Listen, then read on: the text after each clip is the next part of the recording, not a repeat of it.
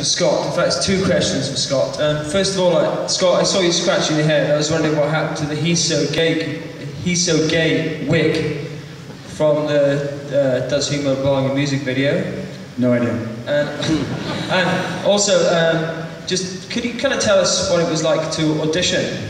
The story of how you actually came to be playing with Frank, and also what you had to go through to audition to be in the band. I know you had to sort of transpose some oboe or clarinet score. Could you tell us a bit more about that so the guys who are kind of new to Frank Zappa could actually see what it's like to actually become part of the team? Sure. I have a friend named Ed Berman who was instrumental in connecting me with Frank. I've been listening to Frank since I was 8, and my brother turned me on to him, so I was listening to him from very much the beginning. Northern California, getting stoned, listening to Frank, totally righteous. And then, I stopped listening to him when I was 12, after Montana, something like that, and kind of went off on doing a bunch of other things, went to learn classical music. My brother, who is 2 years older than me, his name is Derek, he played guitar. We went to go see, I saw Frank at 75 at Winterland with the Andre Lewis, Terry Bozzio thing. I didn't get it, I was too young. And in 1980, he played at the Berkeley Community Theater, April Fool's Day, and I didn't get it again. It was too normal. I was waiting for, Billy Mundy and Roy Estrada to play. I wanted that vibe. And it was very clean and pristine, and it just blah, blah, blah. The best part of the show was when Dave Logerman fucked up the beginning of He's a Beautiful Guy. David Logerman, Mr. Logerman, that's completely inexcusable. Start it over again. 1, 2, 3, 4. It was totally awesome. And Ed and Derek were completely freaking out. We gotta play with Frank. We gotta play with Frank. Ed had moved out from New York just to try and get an audition.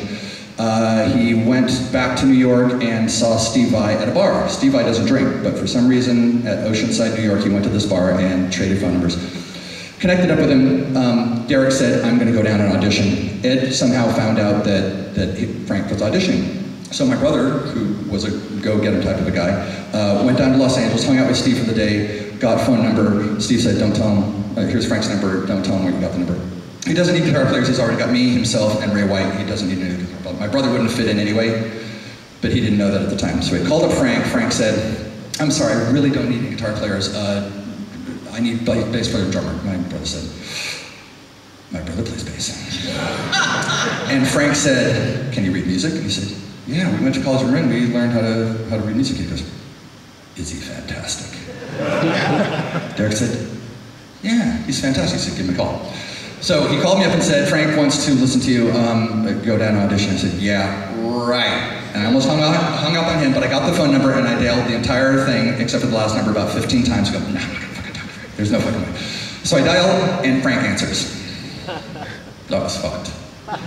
But awesome. So, come on down. Okay, how about tomorrow? I can't. Why not? I gotta work. What do you mean you gotta work? I gotta go to work. I can't just cancel on the guy. Okay, bye. And I hung up the phone. Honestly. Would any of you have done that? No, that's how awesome I am. Remember that. Hanging up on Frank saying I can't audition because I gotta go park cars that weekend. None of you would do that. But I had a boss who was a PhD in philosophy, and he was totally awesome guy, and I didn't want to burn him.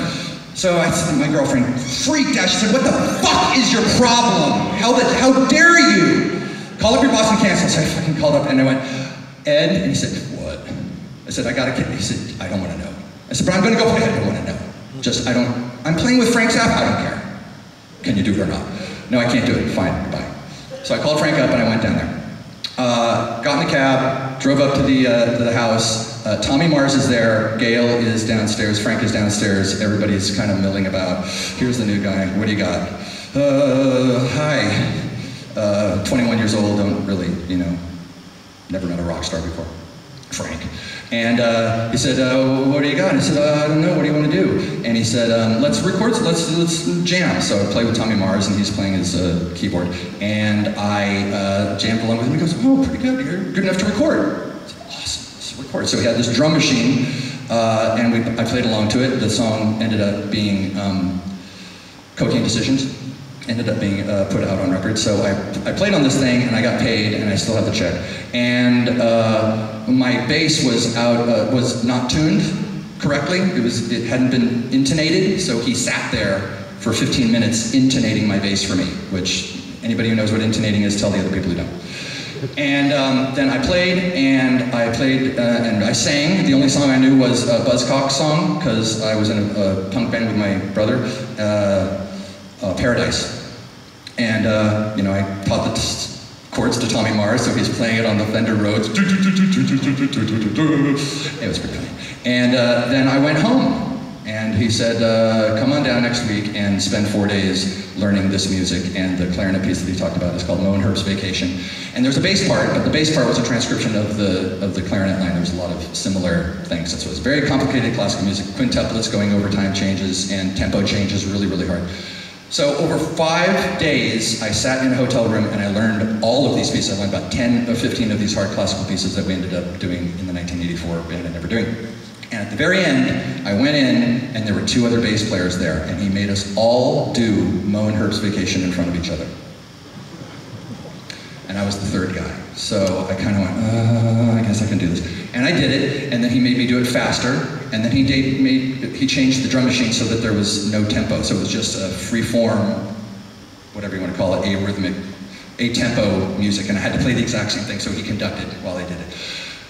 And I finished, and I went home, and he said, I'll call you Sunday, and he didn't. And he didn't call me Monday, and he didn't call me Tuesday, or Wednesday, or Thursday, Friday. The next Sunday, I got a phone call from him saying, there's this girl down here named Lisa Popeil, you have to play with her. I've got to see you 2 guys in the same room together.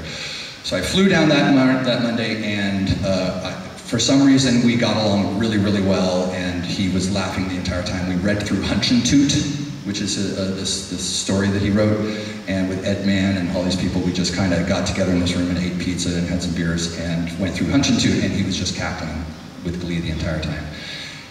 And at the very end, he said, do you want the job? And he walked up to me with his hand extended. I went, no. Kidding, kidding, kidding. What I didn't know at the time was that he had already hired this bass player, and the bass player, if I'm right, John Whitelaw, couldn't do it because he had tendonitis. He'd hired this guy, and he yeah, that's what I heard. It was another San Anselmo guy, which is really fucking weird. So he hired this guy, and he said, I can't do it. And I was like, why did you audition if you have tendonitis? Like, I guess I just wanted to see if I could get it. Anyway, so I said yes, and he kept me in. But Steve Vai later told me that he was instrumental in not necessarily getting rid of John Whitelaw, but informing Frank that maybe there was just not enough juju there, mojo, whatever. Because everybody said, yeah, sure, what do you think of John Whitelaw? I said, it's really good, everything's fine. Of course, you know, whatever you want, Frank. And Steve said, well, he doesn't have blue hair. So internally, I had blue hair. That's how that turned out.